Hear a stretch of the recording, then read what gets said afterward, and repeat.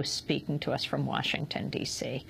As we turn now internationally, look south to Brazil, which has made history with the swearing-in of its first female president. On Saturday, Dilma Rousseff received the presidential sash from outgoing President Lula da Silva at a ceremony in the capital of Brasília. In her inaugural speech, Rousseff paid tribute to Lula and repeated her pledge to eradicate chronic poverty in Brazil.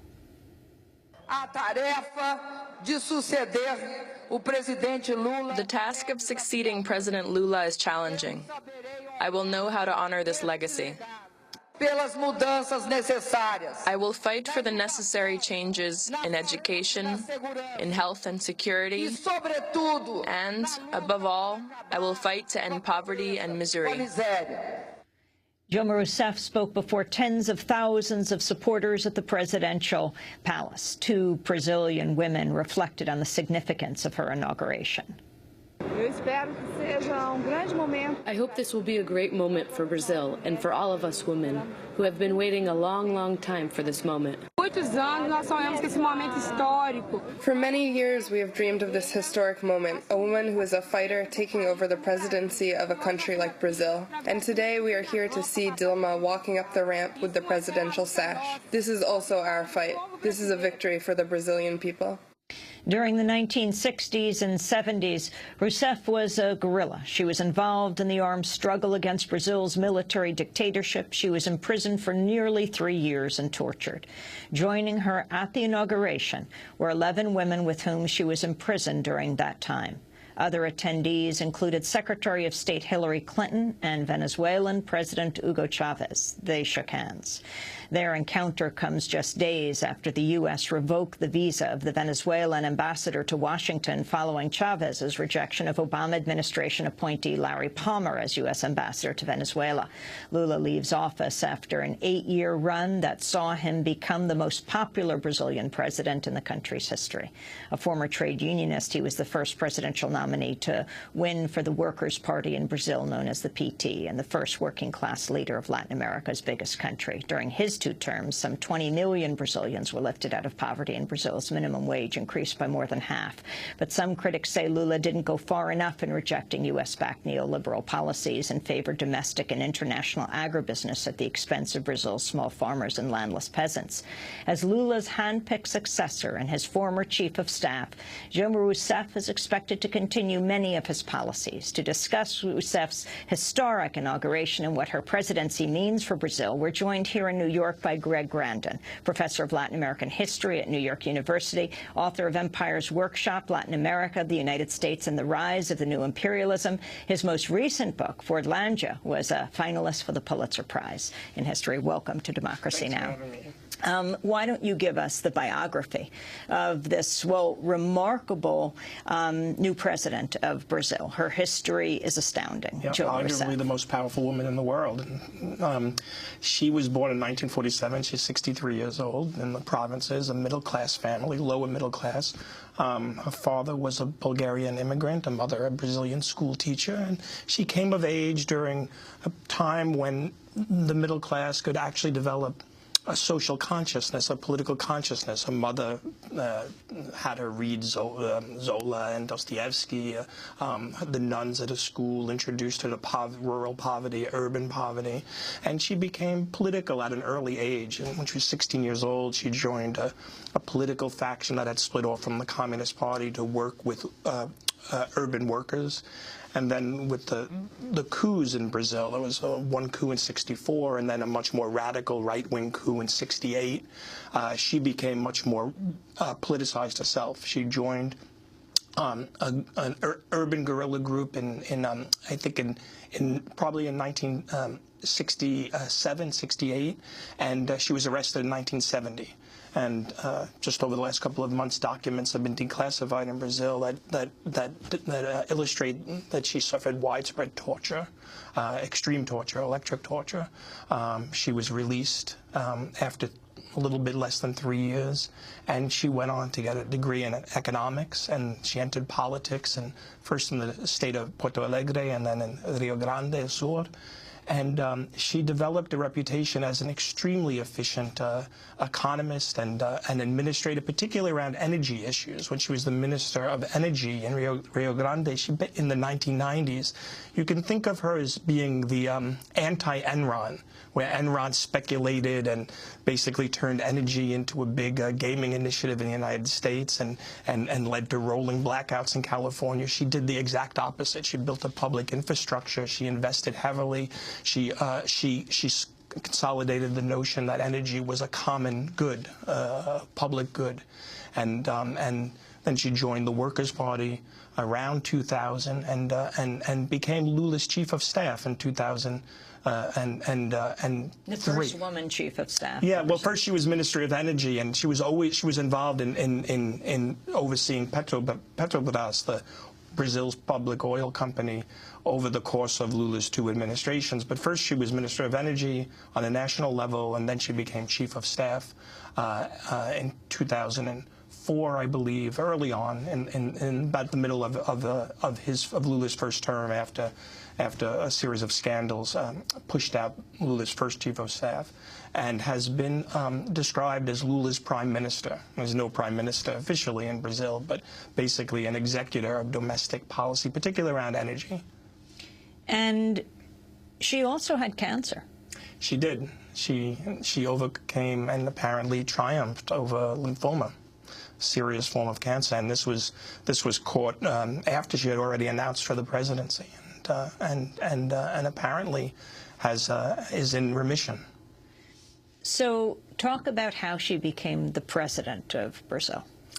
Well, Lula is enormously popular, and she was Lula's hand-picked successor, basically. She, as I said, she was Lula's right-hand woman. She was very close, and they developed a very close bond.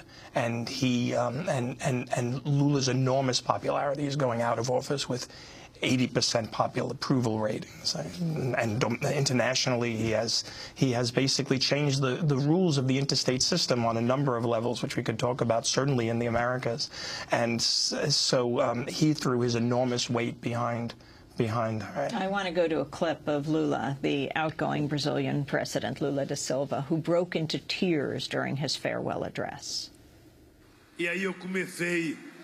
Back then I was worried. What was my concern? Was I ready to rule this country? Was I prepared to deal with everything? Sometimes I would lie down next to my wife in the government's palace and I would say, Marisa, I wonder if this is real, if we are actually here. We are sleeping in the room on the same bed that so many presidents have slept. On this bed, Marisa, is this actually real? If I fail, it would be the workers' class which would be failing. It would be the country's poor who would be proving they did not have what it takes to rule. That was the outgoing president of Brazil, Lula. And now it's Dilma Rousseff, the first woman president of Brazil. Let's talk about where she will take the country, what her stands are. First, is it fair to call her the Marxist guerrilla turned president? Well, I mean, she's obviously evolved in her political and economic views, and what she personally believes will be conditioned by the realities and complexities of Brazilian society. It's the largest economy in the Americas, short of the United States and Canada, certainly in Latin America. It has a complex social system and political structure, so she will not, however she understands her role or her ethics and beliefs, she will be conditioned by that, just as Lula was. She represents a number of things. I think she represents as coming to the office as a torture victim.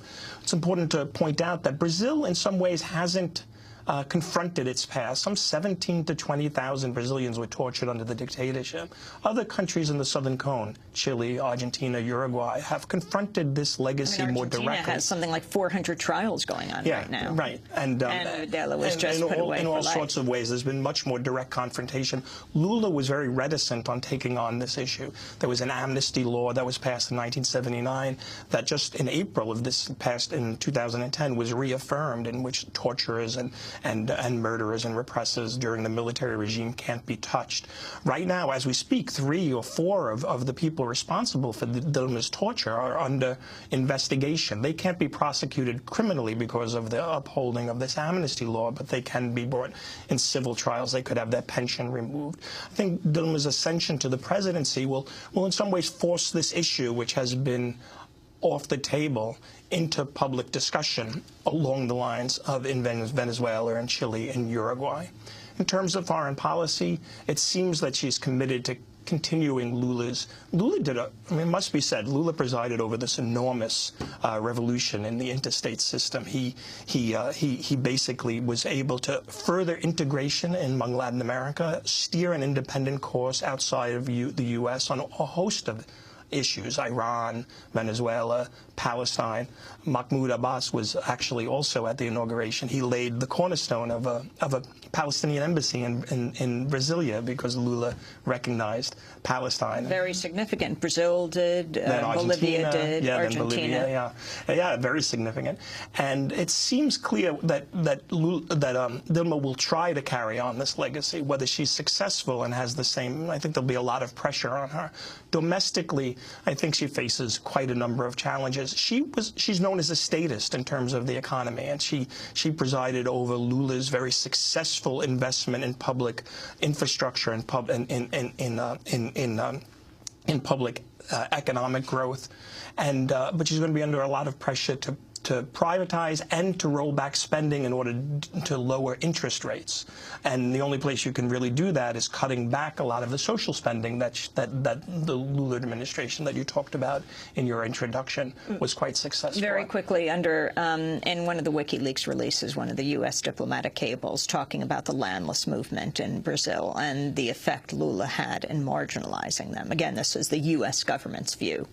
Yeah, I mean, I think the way to think about it is Lula turned the PT, the Workers' Party, from a mobilized political party into a more traditional representative party, and part of that was not, Lula didn't fulfill his promise about land reform, and not just that, a lot of his economic success is banked on really large-scale agro-industry, commodities, soy, corn, cattle. There's more cows in Brazil than there are people.